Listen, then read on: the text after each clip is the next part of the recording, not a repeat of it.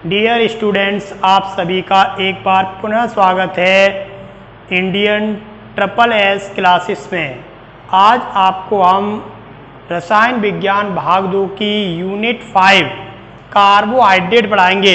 तो बेटा ध्यान दीजिए आप, केमिस्ट्री पार्ट 2 यूनिट 5 कार्बोहाइड्रेट। तो सबसे पहले आपके दिमाग में क्वेश्चन आता है कार्बोहाइड्रेट किसे कहते हैं। तो ध्यान दीजिए, ये क्वेश्चन बहुत प्रसिद्ध है। इधर देखिए बेटा, कार्बोहाइड्रेट, ध्यान दीजिए वो दो शब्दों से मिलकर बना है, कार्बो प्लस हाइड्रेट। कार्बो जो वर्ड लिया गया है बेटा वो कार्बन से लिया गया है, और हाइड्रेट्स का मतलब होता है जल।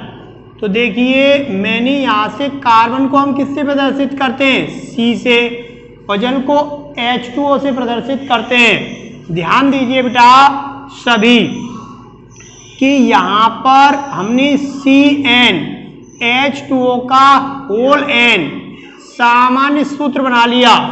अगर मैं N के स्थान पर 6 रख दूं, N के स्थान पर 6 रख दूं, तो बेटा हमें C6H12O6 ग्लूकोज प्राप्त होता है, जो कि एक कार्बोहाइड्रेट है। ध्यान दीजिए, कार्बोहाइड्रेट शब्द दो शब्दों से मिलकर बना है, कार्बो प्लस हाइड्रेट। कार्बो का मतलब है कार्बन और हाइड्रेट का मतलब है जल। अब हमने इसका सामान्य सूत्र क्या बन गया, CnH2O का होल N। जैसे N के स्थान पर 6 रख दीजिए आप, तो आपको ग्लूकोज प्राप्त हुआ, जो कि क्या है बेटा, ध्यान दीजिए कार्बोहाइड्रेट है। तो अब मैं डेफिनेशन बोल रहा हूं, वे कार्बनिक यौगिक जो कि कार्बन, हाइड्रोजन, ऑक्सीजन से मिलकर बने होते हैं, कार्बोहाइड्रेट कहलाते हैं। परंतु इनमें हाइड्रोजन और ऑक्सीजन का अनुपात वही होता है जो जल में होता है। जैसे हाइड्रोजन के देखो, इसमें कितने 12 और O के कितने बेटा 6, काटोगे तो 2:1। जल में कितना है, 2:1 है। तो डेफिनेशन सुनिए दोबारा से, वे कार्बनिक यौगिक जो कार्बन, हाइड्रोजन, ऑक्सीजन से मिलकर बने होते हैं, जिनमें हाइड्रोजन और ऑक्सीजन का अनुपात वही होता है जो जल में होता है, कार्बोहाइड्रेट कहलाते हैं। ध्यान दीजिए सभी। अब बेटा बाद में पता चला कि हमने ये लिया CH3COOH। देखिए इसमें कार्बन है, ऑक्सीजन है और हाइड्रोजन भी है। क्लियर। इसमें अगर मैं तुमसे कहूं कि हाइड्रोजन के कितने 4 और ऑक्सीजन के कितने 2, अगर काटोगे तो 2:1। तो ये दोनों शर्तों को फॉलो कर रहा है बेटा, कि ये इसमें कार्बन, हाइड्रोजन और ऑक्सीजन से भी मिलकर बना है, और इसमें अनुपात क्या है, 2:1 है। इसलिए इस डेफिनेशन के अनुसार ये क्या होना चाहिए, कार्बोहाइड्रेट होना चाहिए। लेकिन ये क्या है बेटा, ये एक अम्ल है। क्या है, अम्ल है। इसलिए उपरोक्त परिभाषा गलत सिद्ध हुई।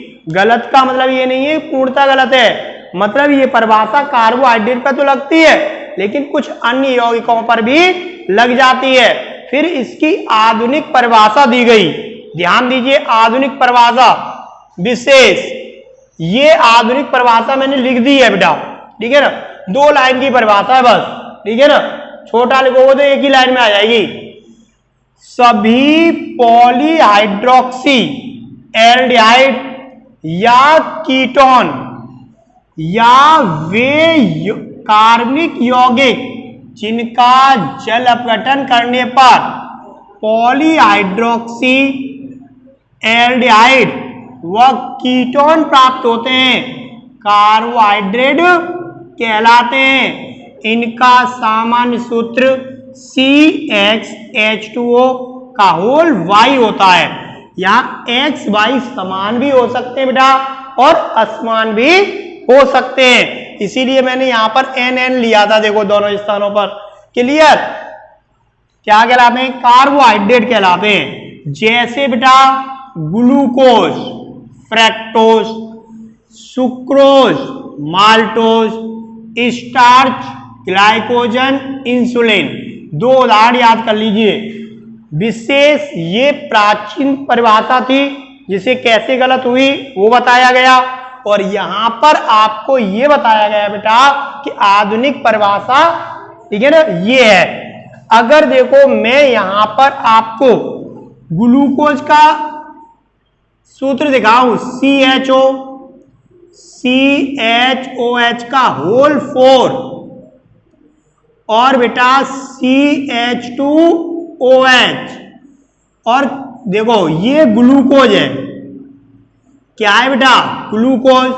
अब फ्रैक्टोज का ले लेता हूं, CH2OH, C+O CHOH का होल 4, और देखिए ध्यान दीजिए यहां पर, ठीक है ना, 3 और CH2OH। अब मैं इस परिभाषा को इससे समझा रहा हूं। सभी पॉली हाइड्रोक्सी, देखो OH समूह इसमें 3 से अधिक है। ध्यान दीजिए यहां 4 है और यहां सभी पॉली हाइड्रोक्सी एल्डिहाइड या कीटोन, या जिनका जलविघटन करने पर, ठीक है ना, वे कार्बनिक यौगिक जिनका जलविघटन करने पर पॉलीहाइड्रोक्सी एल्डिहाइड या कीटोन प्राप्त होते हैं, कार्बोहाइड्रेट कहलाते हैं।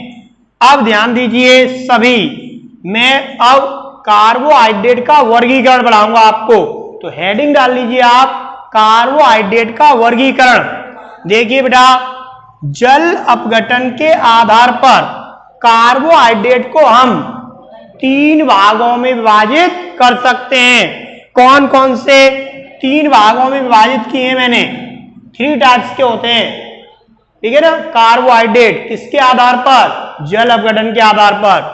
तो आप लिखिए, जल अपघटन के आधार पर कार्बोहाइड्रेट 3 प्रकार के होते हैं। ध्यान दीजिए, मोनोसैकराइड्स, ओलिगोसैकराइड, पॉलीसैकराइड। देखिए बड़ा आसान तरीके से तुम्हें समझाता हूं। वे कार्बोहाइड्रेट जिनका जल अपघटन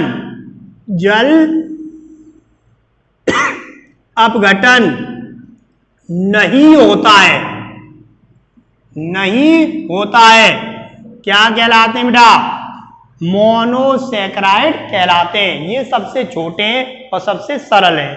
जैसे बेटा ध्यान दीजिए, जैसे ग्लूकोज और फ्रक्टोज, ये 2 उदाहरण आपके कोर्स में आपको याद रखने हैं। आदि वे कार्बोहाइड्रेट या सैकराइड, कार्बोहाइड्रेट सैकराइड एक ही चीज को बोलते हैं, कार्बोहाइड्रेट को ही हम सैकराइड कहते हैं। वे सैकराइड जिनका जलविघटन नहीं होता है क्या कहलाते हैं? मोनोसैकराइड कहलाते हैं, जैसे ग्लूकोज, फ्रक्टोज। इधर देखो आप, सभी ओलिगोसैकराइड, वे सैकराइड जिनका जल अपघटन करने पर 2 से 10 तक, अंडरलाइन कर लो, मोनोसैकराइड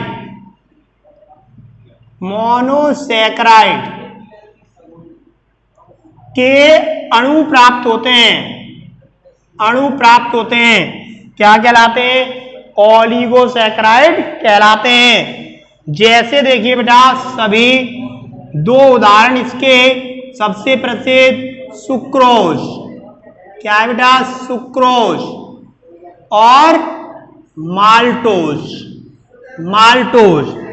अब ध्यान दीजिए, तीसरा प्रकार से पहले आप ये समझिए इसमें 2 से 10 तक मोनोसैकेराइड के अणु प्राप्त हो रहे हैं।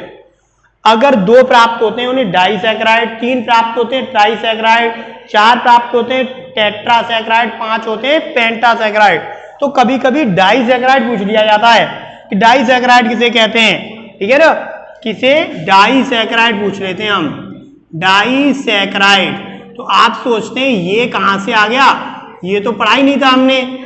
तो वे सैकेराइड जिनका जल अपघटन करने पर मोनोसैकेराइड के 2 अणु प्राप्त होते हैं, डाइसैकेराइड कहलाते हैं, डाइसैकेराइड कहलाते हैं। जैसे सुक्रोज, माल्टोज भी इसी के उदाहरण है। अब ध्यान दीजिए पॉलीसैकेराइड, कौन से, पॉलीसैकेराइड। ध्यान दीजिए वे सैकेराइड जिनका जल अपघटन करने पर 10 से अधिक मोनोसैकेराइड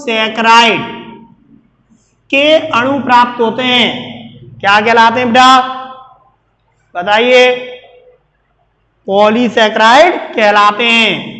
जैसे ध्यान दीजिए स्टार्च,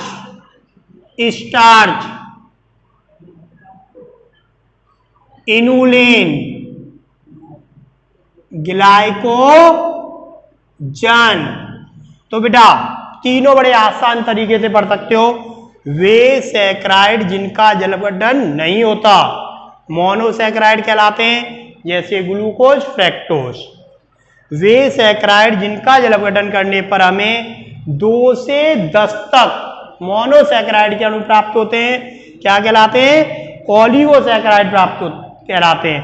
इसमें ही कोई पूछ ले आपसे डाइसैकेराइड किसे कहते हैं, तो वे सैकेराइड जिनका जल अपघटन करने पर मोनोसैकेराइड के 2 अणु प्राप्त होते हैं, क्या कहलाते हैं, डाइसैकेराइड कहलाते हैं। इधर देखिए पॉलीसैकेराइड, वे सैकेराइड जिनका जल अपघटन करने पर हमें क्या बेटा 10 से अधिक मोनोसैकेराइड के अणु प्राप्त होते हैं, पॉलीसैकेराइड कहलाते हैं। जैसे स्टार्च, इनुलिन और ग्लाइकोजन आदि। इधर देखिए अब मैंने आपको कार्बोहाइड्रेट किसे कहते हैं, इसकी प्राचीनतम डेफिनेशन कैसे गलत हुई, आधुनिक परिभाषा और उसका वर्गीकरण कंप्लीट कराया। अब मैं आपकी अगली वीडियो में अपने में स्वाद के आधार पर कार्बोहाइड्रेट का वर्गीकरण स्वाद के आधार पर, ठीक है ना, पढ़ाऊंगा। धन्यवाद।